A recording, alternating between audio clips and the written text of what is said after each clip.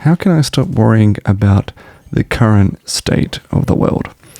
There's a lot of crazy shit out there. And I tell you what, reading the news, social media, even talking to people sometimes can really just not do anything for your mental well-being. It just kind of perpetuates a feeling of anxiety and dread. So, number one, if you really want to not worry about the world, is try not to pay attention to it, which sounds very obvious enough, but also kind of almost ignorant, because you're like, well, that's just stupid, Yoshinada. Like, you want me to just act like the world doesn't exist and just keep going through it blindly and doing my thing when what if something happens in the world that affects me? You know, I need to know what's happening in the news. What if there's a killer in my suburb and I could have been warned if I watched the news? Well, then probably, yes, you probably should pay attention to the news in that sense. I guess what I mean by pay attention to the news is maybe minimize a little bit of the time that you spend watching it. And I mean, I think only, I don't know what a healthy amount is, but let's say you watch the first 15 minutes of a news hour every day, or you just browse a little bit of Facebook and Instagram, social media to get a little head screw of what's happening in your neck of the woods. Scan for like the big events. Fine. I'm not like saying you shouldn't be aware of your surroundings. But if you do watch the news, be wary of things that are sensationalizing things. I think that's obviously so obvious to the point where like the media is trying to play on this fear factor.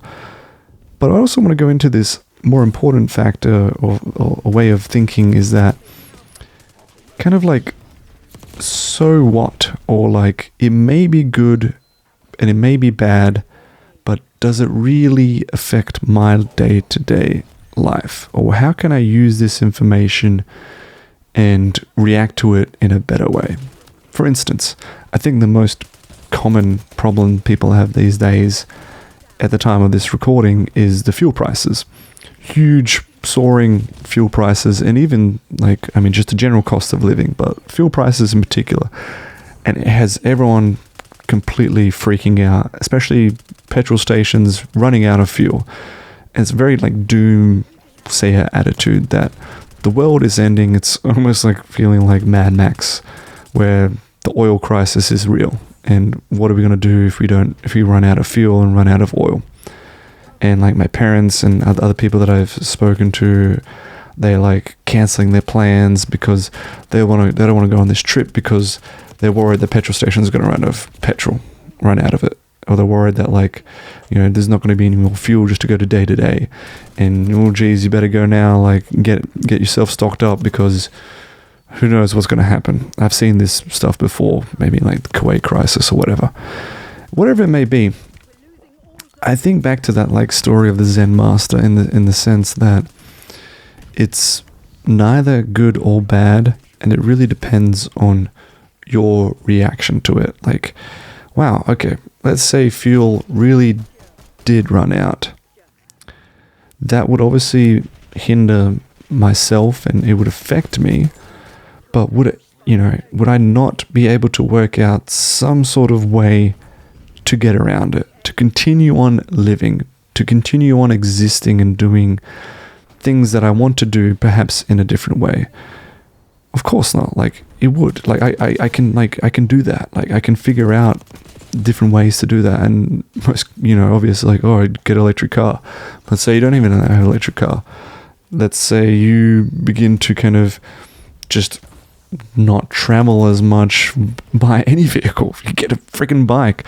Like, you find, like, where there's a will, there's a way in that sense. But thinking about it every day and just dreading about this reality that hasn't happened yet, it doesn't help you. And I don't care, like, if you come back to me and answer like, well, you could have prepared for it, are you really going to be able to say I can prepare for the end of the world? To the point like you can prepare for like there being no fuel left on planet Earth. If that ever comes to that case, we're in a totally different scenario in the shit that no one else would have prepared for. And I'm sure we hopefully as humanity, and maybe it's another video, but we will somehow cross that hurdle together, or individually we'll begin to work it out in our own kind of countries. But we're talking about a really out there apocalyptic Mad Max scenario. Why does me worrying about that, for something that I cannot even prepare for, do anything about that situation? It doesn't. And I think going through it, like, you have to continuously be a bit more, I guess it's kind of that stoic philosophy where you're headstrong in that nothing will affect you, or you will try to not let it affect you as much. You will try to be optimistic and come up with a solution. And what's the plan? What can we do instead? Okay, I can't do that, but what can I do? How can I figure this out? And I think that's the goal to when it comes to like not worrying about the state of the world, because there's so much shit out there. I mean, horrible, god awful stuff that if you look for it, misery, you will find it.